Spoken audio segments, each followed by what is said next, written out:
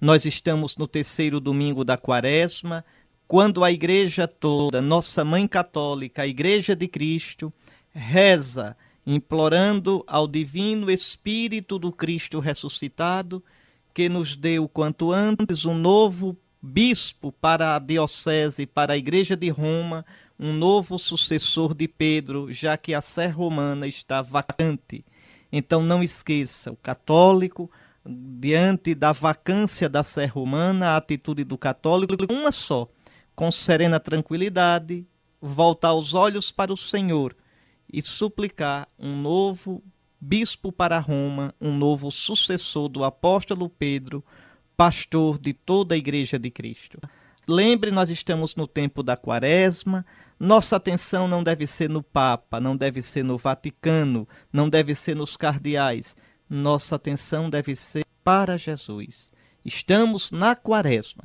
A Igreja vai caminhando para o encontro com o Senhor, para celebrar o mistério pascal do Senhor.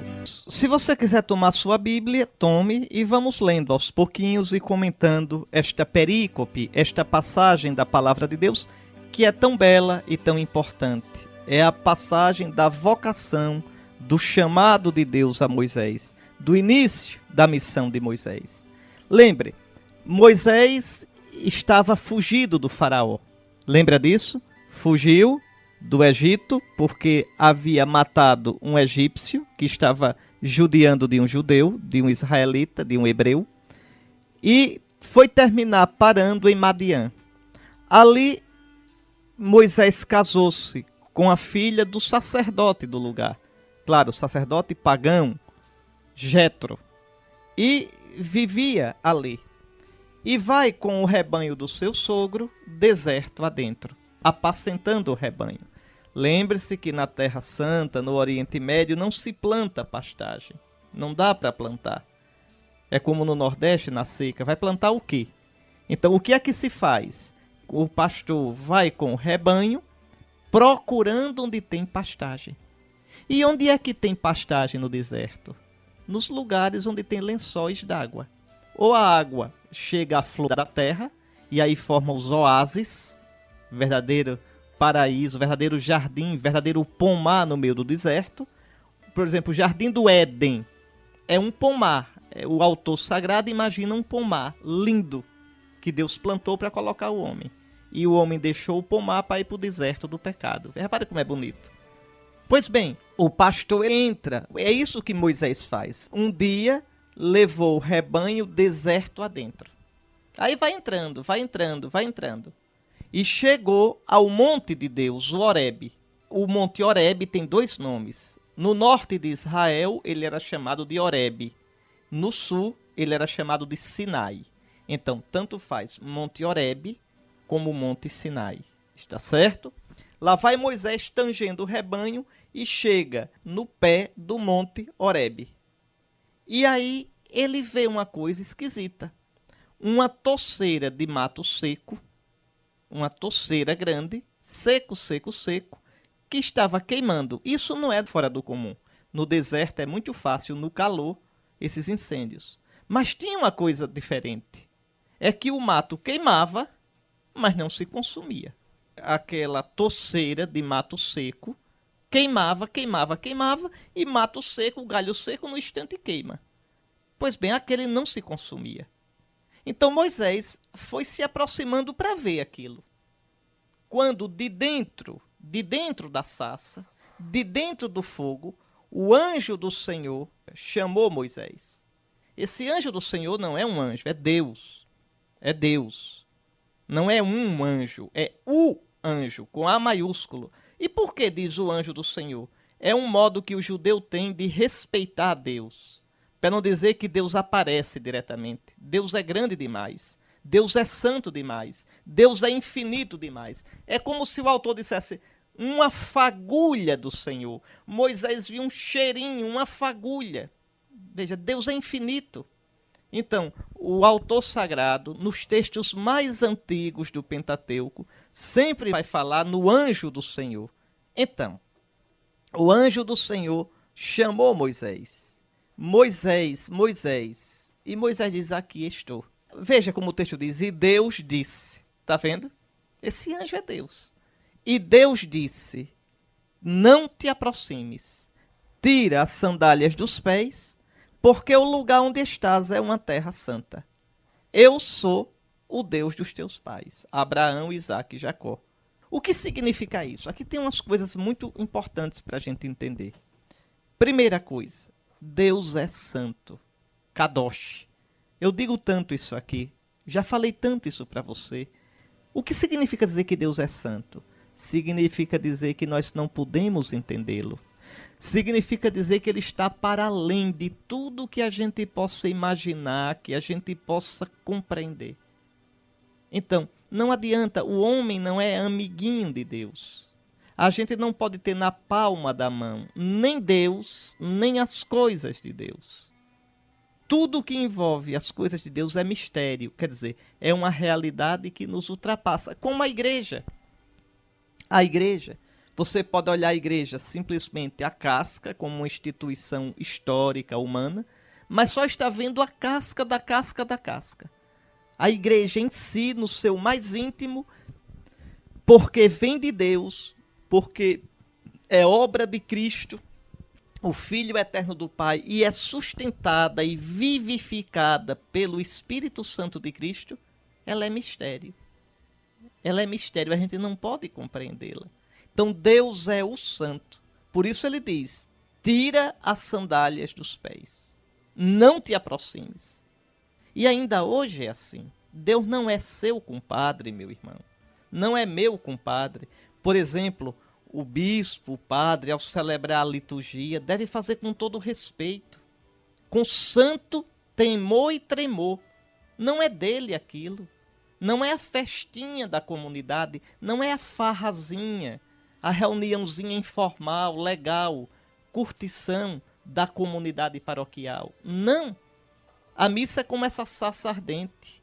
É o lugar onde Deus se manifesta, com todo o seu mistério, com toda a sua grandeza, com toda a sua onipotência, com toda a sua ternura, com todo o seu amor, com toda a sua santidade.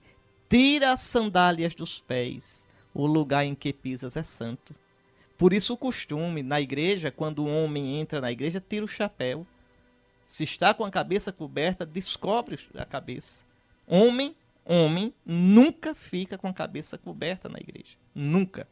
Os únicos que podem ter a cabeça coberta são os ministros de Deus, mas assim mesmo usando algo que é da liturgia. O bispo, o solidéu, a mitra. Assim mesmo, quando o Santíssimo Sacramento está sobre o altar, nem isso. Nada sobre a cabeça. Antigamente era obrigado as mulheres usarem o véu. Era uma obrigação. Hoje é totalmente facultativo. Então vejam, o estar de joelhos diante do Santíssimo, o dobrar o joelho direito diante do Santíssimo Sacramento. Então esses gestos não são de pouca importância. Não são uma coisinha de nada. São gestos que revelam, que expressam com o nosso corpo a santidade de Deus. Ah, mas Jesus é nosso irmão, Jesus é tão bonzinho. Coisa nenhuma. Em Jesus, Deus se aproximou de nós, mas continua misterioso.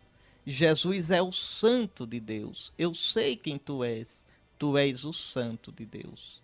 Jesus hoje é glorioso. Diante dele todo joelho se dobre, diante dele toda língua proclame, Jesus é Senhor para a glória de Deus Pai.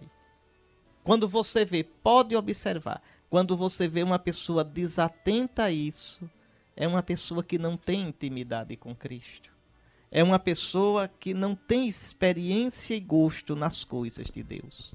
Então, não te aproximes. Por isso que é errado esse costume que existe em algumas paróquias, e é bom acabar com esse costume, de andar passeando com o Santíssimo dentro da igreja e o povo passando a mão no ostensório. Isto é errado, isto é contrário à tradição litúrgica da igreja. Por que é que o padre, quando pega o ostensório, pega com um véu? O véu humeral. Em sinal de respeito, para nem tocar no recipiente onde está o Senhor. é um sinal de profundo respeito. Ali está o Santíssimo. Olhe, é um superlativo. Aí sai agora com a custódia, pelo meio da igreja, e as pessoas não é passando a mão na custódia. Está errado. Não se passa a mão na custódia, de modo algum. Olha-se, contempla-se, faz o sinal da cruz se quiser, se ajoelha se quiser, mas sem essa coisa. Então, para exprimir esta santidade de Deus, é este o costume, veja, é a tradição litúrgica da igreja que tem uma razão de ser, nos fazer compreender isto que na primeira leitura Deus revela a Moisés. Por um lado é o Deus próximo, olha, o Senhor desce até a sarça. É o Deus próximo. Eu sou o Deus de teus pais, Moisés. Eu sou o Deus de Abraão, de Isaac, de Jacó. Veja, tão próximo. E por outro lado, o Deus tão santo, tão grande, tão distante. Veja a atitude de Moisés. Moisés cobriu o rosto, pois temia olhar para Deus. O que significa isso? Significa que Deus é tão grande que se o homem pudesse compreendê-lo, morreria. Estouraria o miolo. É como o sol. O sol é tão luminoso que se você encará-lo, você fica cego. Você cega. Tenta encarar o sol. Você fica cego. Sua retina queima, queima tudo. Então, Deus é tão glorioso, Deus é tão santo, Deus é tão grande que encandeia o homem, que cega o homem. O homem não pode compreender Deus, não pode compreender o modo como Deus governa o mundo, não pode compreender o modo como Deus dirige a igreja, não pode nem compreender o modo como Deus dirige a própria vida dele, a minha vida, a minha vida.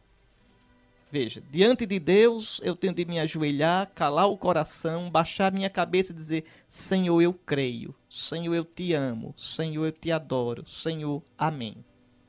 Amém, Senhor. Mesmo chorando, amém, Senhor.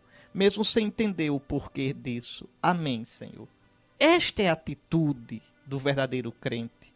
Esta é a atitude diante de Deus. Moisés cobriu o rosto, pois temia olhar para Deus. Eu agora posso olhar para Deus, porque ele se fez carne em Jesus. Eu agora posso recebê-lo na Eucaristia. Mas lembrando que este é o Deus Santo. O Deus Santo, aquele diante do qual cai prostrado com o rosto por terra o leproso.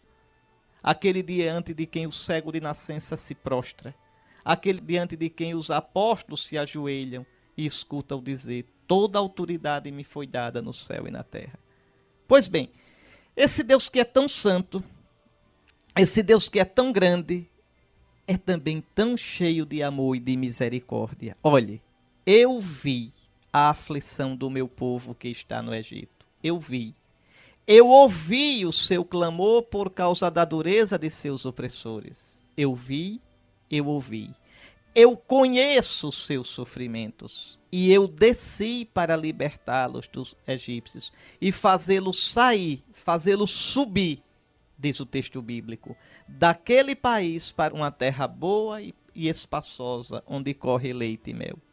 Então veja, esse Deus tão grande, querido irmão, não é longe de você, não é distante da igreja, não é distante de mim. Não, não, não. Eu vi a aflição do meu povo. Eu vi. Eu ouvi o seu clamor. Eu ouvi, eu conheço os seus sofrimentos. Não é um Deus sem misericórdia. Não é um Deus frio. E eu desci para libertá-los das mãos dos egípcios. Deus Santo, o nosso Deus. Neste santo tempo da Quaresma, a igreja está em penitência. A igreja é o novo povo de Deus, peregrino na terra. São Pedro, na sua primeira carta, você pode olhar. 1 de Pedro, capítulo 1, versículos 1 e 2. Pedro diz: Pedro, apóstolo de Jesus Cristo, aos irmãos que estão na dispersão, ou seja, espalhados por toda a terra. A igreja é o povo de Deus como o povo de Israel. Qual é a segurança da igreja? O seu Senhor Jesus, somente. Qual é a santidade da igreja? E eu explico tanto aqui, a igreja é santa, a igreja não é santa e pecadora. A igreja é só santa indefectivelmente santa, porque o seu Senhor é quem a santifica. Ela é a esposa do Cordeiro. Ela é o templo do Espírito Santo de Cristo. E, no entanto, essa igreja santa, nossa Mãe Católica Santíssima, vive no deserto deste mundo. Experimenta a fraqueza de seus filhos. Veja como é. Mas sabe que seu apoio, sua força, seu consolo, sua luz é o Senhor. Eu vi a opressão do meu povo. Eu ouvi o seu clamor. Eu conheço a sua situação. Eu desci para libertá-lo e para fazê-lo subir. Deus é o Deus que desce para nos fazer subir. Subir de onde, Dom Henrique? De onde? Sobe do teu pecado. Sobe de tua pouca fé. Sobe de teus vícios. Sobe de tua cegueira. Sobe para o teu Deus. É isto. Bom, Moisés disse a Deus, repare como é interessante. Sim, eu irei aos filhos de Israel. E lhes direi, o Deus de vossos pais enviou-me a vós.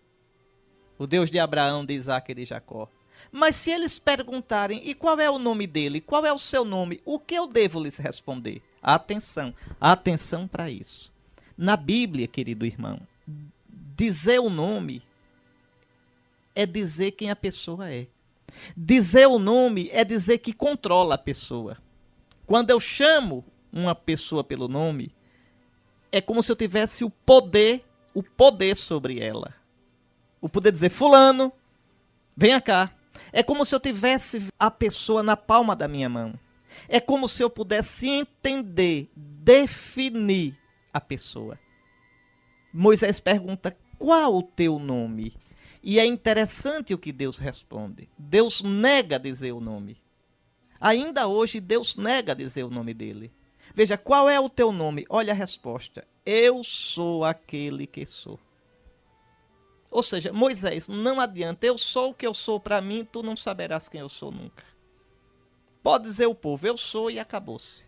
Diga ao povo, eu sou, me mandou a voz. Ou seja, aquele que é tão cheio de si, aquele que é tão grande que a gente não pode saber quem ele é. A gente não pode compreendê-lo. A gente não pode tê-lo na palma da mão. Eu sou aquele que sou. Também se pode traduzir assim, eu sou aquele que serei. Quer dizer, você quer saber quem eu sou? Caminhe comigo. Quer saber quem eu sou? Diga ao povo que caminhe comigo e o povo verá quem eu sou.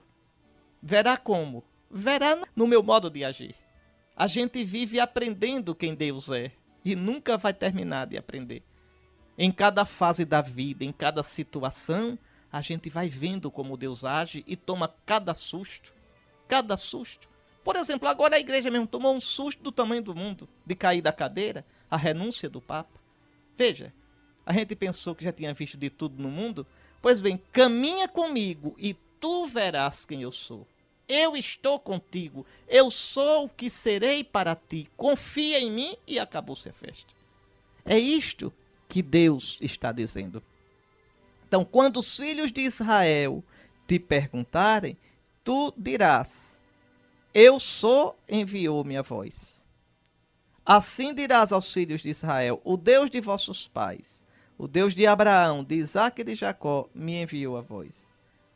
E na Bíblia, Deus é chamado com um nome que a gente não deveria estar repetindo o tempo todo.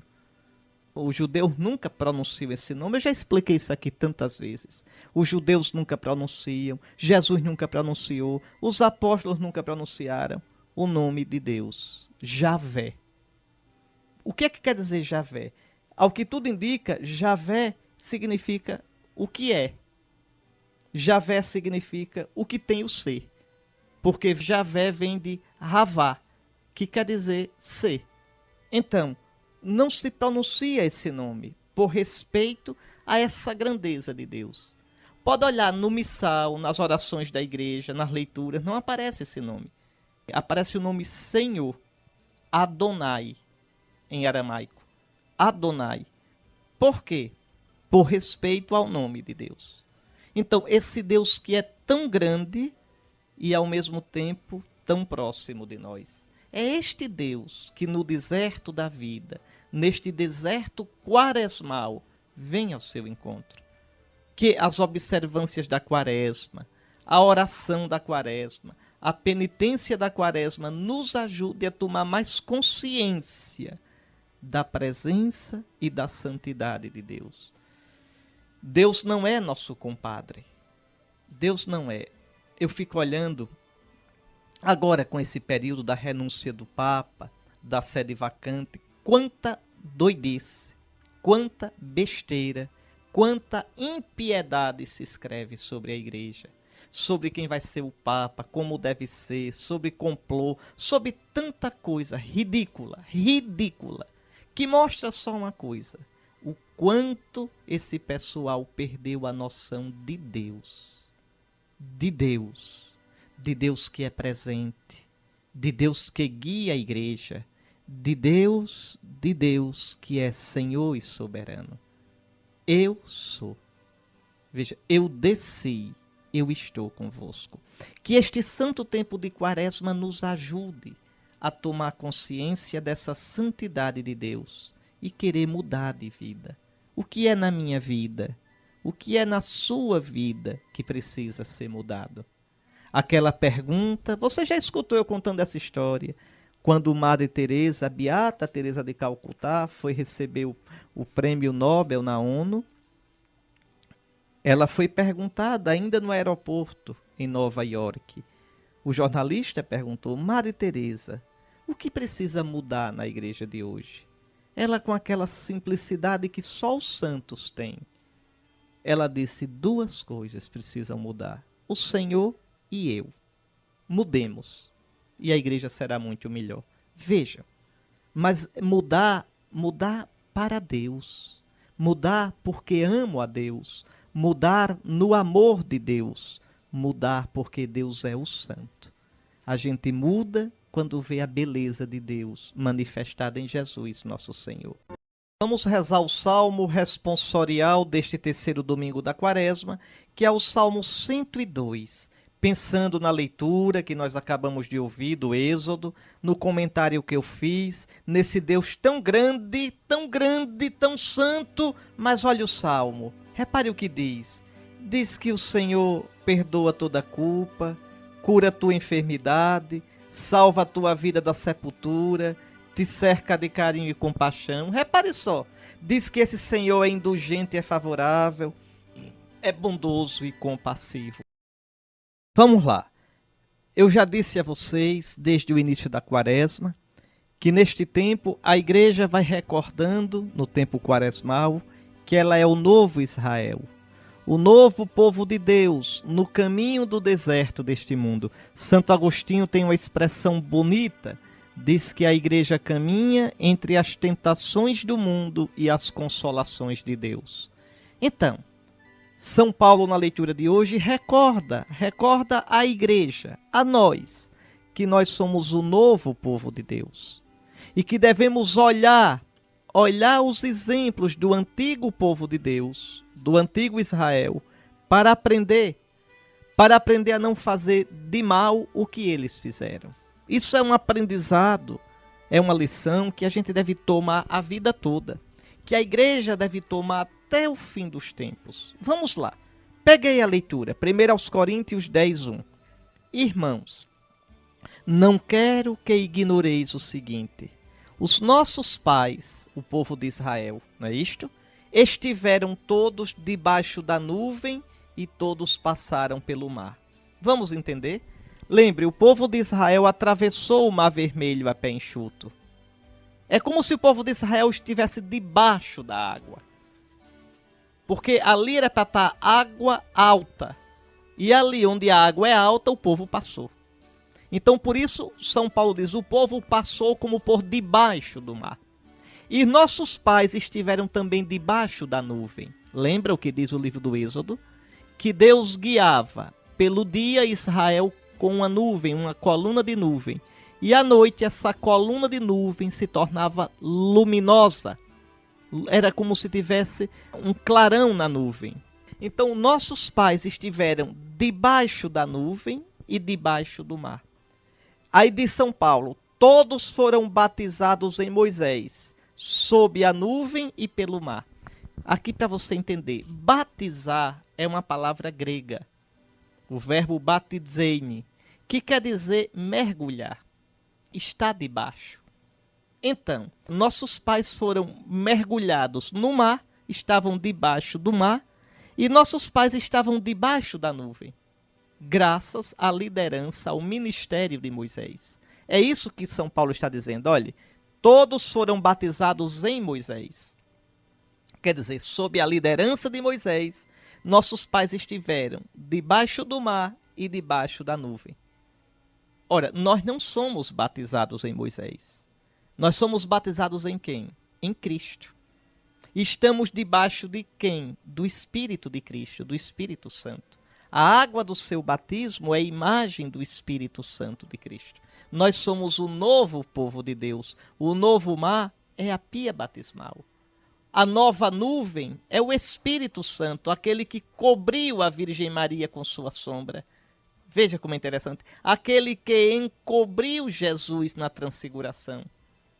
Então, vamos entendendo, tá vendo? Aí vejam, e todos os nossos pais comeram do mesmo alimento espiritual, era o maná, e beberam da mesma bebida espiritual, a água que saía da rocha. Por que São Paulo diz espiritual? Porque foram um presente de Deus. Porque foi providência de Deus que eles encontrassem água naquela rocha e o maná caísse. E vejam, de fato, atenção agora, bebiam de um rochedo espiritual que os acompanhava. Aqui vocês vão ter que entender. Os rabinos de Israel, os mestres da lei, quando explicavam a Escritura, diziam que aquele rochedo que Moisés feriu em Massa e Meriba e do qual saiu água, aquele rochedo acompanhava o povo de Israel. O povo de Israel andava. Quando acampava, no outro dia de manhã o rochedo estava lá por perto, dando água. Então isso era um modo como os rabinos explicavam a proteção de Deus. Não quer dizer que o rochedo andava de verdade, minha gente. Pelo amor de Cristo. É um modo simbólico que os rabinos tinham de explicar. Aí olha o que São Paulo diz. São Paulo diz, essa rocha é Cristo. É Cristo. O que São Paulo está dizendo? No caminho da igreja, a gente não precisa ter medo de morrer de sede. No caminho da igreja, Cristo continua ferido, dando a água do seu espírito à igreja. É isso que significa. Olhe lá em João, capítulo 19, quando o centurião fere o lado de Cristo e sai água e sangue. A solenidade que o Evangelho dá para esse gesto. Porque Cristo é o novo rochedo. O novo rochedo de onde sai a água da vida. Compreende? E aí São Paulo diz, vejam, apesar de tudo isso, a maior parte deles desagradou a Deus e terminaram morrendo no deserto. E aí ele nos previne. Esses fatos aconteceram como exemplo para nós. Nós, o novo Israel. Para que não desejemos coisas más como eles fizeram. Para que não murmuremos como eles murmuraram. Aquele que julga está de pé, cuidado para não cair. Então veja, a igreja, e a igreja sou eu, a igreja é você, a igreja é sua paróquia, sua comunidade, seu grupo. A igreja deve sempre ter o cuidado de voltar-se para o Senhor, de se converter ao Senhor. Agora aqui uma coisa interessante. A antiga aliança foi superada, até pelo pecado de Israel. Deus fez aliança, uma aliança nova com o novo povo que é a igreja. A igreja tem perigo de perder a aliança? Não, não tem. Nunca perderá. A aliança nova é eterna. E por que não? Porque a igreja é corpo de Cristo. E Cristo não trai o Pai. Não é por causa da gente. Não é por causa da minha força, da sua força, da força do Papa, do bispo, do padre. Não! É porque a igreja é o corpo de Cristo. Como diz São Paulo, no capítulo 4 da carta aos Efésios. Cristo amou a igreja e se entregou por ela. Ela é o corpo de Cristo que é cabeça da igreja. ela é a esposa do Cordeiro, ela é a Jerusalém do alto, a Jerusalém celeste. Então, eu pessoalmente posso ser católico de nome e estar fora da igreja. Se eu vivo uma vida de pecado, consentido, se eu durmo no meu pecado, se eu não estou nem aí para o meu pecado, eu posso ser católico de nome. Posso até ir à missa, posso ser padre, mas estou fora da igreja. E aí só Deus sabe quem está dentro e quem está fora. Porque, veja, a igreja, por ser o corpo de Cristo, é comunidade cheia do Espírito Santo. É comunidade de caridade, quer dizer, de amor, de graça de Cristo. Eu estou na igreja quando estou na graça. O pecado me aparta de Cristo, do corpo de Cristo. Eu volto pelo sacramento da confissão, quando me arrependo sinceramente. Está claro isso? Uma outra coisa ainda, quando a gente diz igreja de Cristo, a gente está falando da igreja católica. Não é qualquer igreja, nem todas as igrejas juntas. Não, só existe uma igreja. A igreja católica. Essa é a igreja fundada por Cristo, entregue a Pedro e aos 12.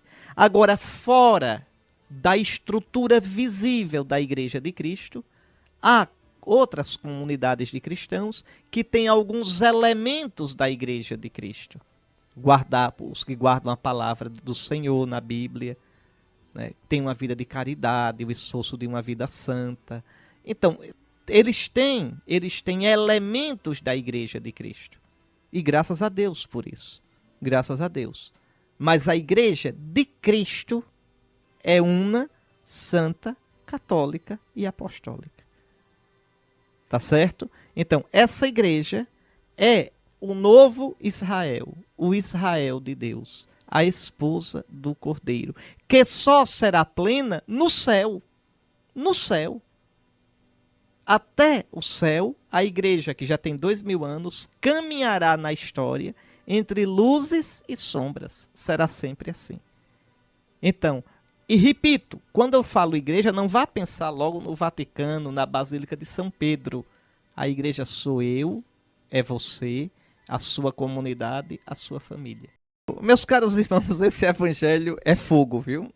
Ave Maria, Jesus diz umas coisas pra gente. Olha, esse evangelho tem duas partes. Deixa eu explicar. Jesus estava certamente pregando em algum lugar e chega alguém com uma notícia quentinha, de última hora. Não é que o Papa renunciou, não. O Pedro ainda não era Papa. Chega com outra notícia. Diz, olhe Jesus, Pilatos, aquele desgraçado, mandou matar uns irmãos nossos, uns galileus, lá em Jerusalém. E ainda mandou misturar o sangue deles com o sangue do sacrifício no templo, profanando os sacrifícios. Jesus escuta e nem quer saber de Pilatos. Jesus vai tirar uma lição. Ele diz, vós pensais que esses galileus eram mais pecadores do que os outros para ter um destino desse? Não. Isso serve de sinal. Se não vos converterdes, tereis um destino ainda pior. Aquilo que Nosso Senhor diz, não temais os que matam o corpo, mas não podem matar a alma. Temei antes a Deus, que pode mandar o corpo e a alma para o inferno. Aí Jesus recorda outra tragédia que houve em Jerusalém, provavelmente por aqueles dias, aqueles meses, que estava bem fresquinha na cabeça de todo mundo. A torre de Siloé desabou e matou 18. Jesus diz, esses 18 que a torre de Siloé matou quando caiu, vós pensais que era castigo de Deus? Vós pensais que esses 18 eram mais pecadores do que os outros? Não. Mas essas coisas servem para lembrar que a vida passa. Quando vem uma doença forte na nossa vida, quando você vê uma pessoa sofrendo, quando você vê uma pessoa com uma doença grave, quando você vê uma tragédia natural como uma enchente, uma seca, um tsunami, Jesus diz, olhem isso e vejam que a vida passa. Olhem isso e aprendam a colocar a vida diante de Deus. Convertam-se. Aprendam a ler os sinais dos tempos. É isso que Jesus quer dizer. Repare como o nosso Senhor é. Ele não vai falar sobre Pilatos, não vai falar contra os romanos, não. Ele vai, na hora, tirar uma lição para a nossa vida. E aí, depois disso, vem a segunda parte do evangelho de hoje, ele conta uma parábola. A figueira estéril. O dono chega, ele tinha uma figueira plantada na vinha dele, vai procurar figo e a figueira não deu fruto. Então ele chama o capataz da vinha, o administrador, e diz: corta essa figueira, está aqui ocupando a terra, eu venho buscar fruto e não encontro. O administrador diz: senhor, dê-me mais um ano, eu vou adubá-la, vou podá-la, vou ajeitá-la. Se no ano que vem ela não der, a gente arranca. Vejam, nosso Senhor está dizendo: você cuide de dar fruto. Será que o ano que vem você está vivo? E se ano que vem, pela quaresma, o Senhor já tiver vindo buscar fruto na sua vida, e eu na minha, e não encontrou nada? A gente vai ser arrancado do reino dos céus. Vai ficar fora, onde só há choro e ranger de dentes. Então veja, nosso Senhor hoje no Evangelho quer mostrar, meus queridos irmãos, a urgência de mudar de vida. A não brincar com a vida. Sua vida passa, você não sabe se vai estar vivo o ano que vem. Eu não sei se estarei vivo daqui a uma semana, não sei se estarei vivo amanhã. Então, cuidar de viver uma vida de conversão, cuidar de viver uma vida que dê frutos, frutos de eternidade, frutos de amor a nosso Senhor, fruto de santidade. É isso que Jesus está dizendo. É danado, nosso Senhor é fogo, né, meus irmãos? Então, olhe a sua vida, eu olho a minha vida, convertamo-nos. Vejamos o que precisa ser mudado. Deus é santo, não se brinca com Deus. Você ouviu na primeira leitura. A história de Israel serve de lição para a gente, você ouviu na segunda. São Paulo preveniu: quem estiver de pé, cuidado para não cair. E quem estiver caído, se levante, é o que o Evangelho está dizendo. Dê fruto. Olhe como a vida passa. Olhe os exemplos da vida. Olhe os acontecimentos. Convertamo-nos. Por que é que a gente mete o nariz na vida do dia a dia e esquece de realmente se voltar para o Senhor? Então, é essa a advertência que nosso Senhor nos está fazendo. Escutemos a palavra de Deus com atenção. Não brinquemos com isso. Para vocês, a minha bênção. Abençoe-vos o Deus Todo-Poderoso, Pai, Filho e Espírito Santo. Até domingo, se Deus quiser.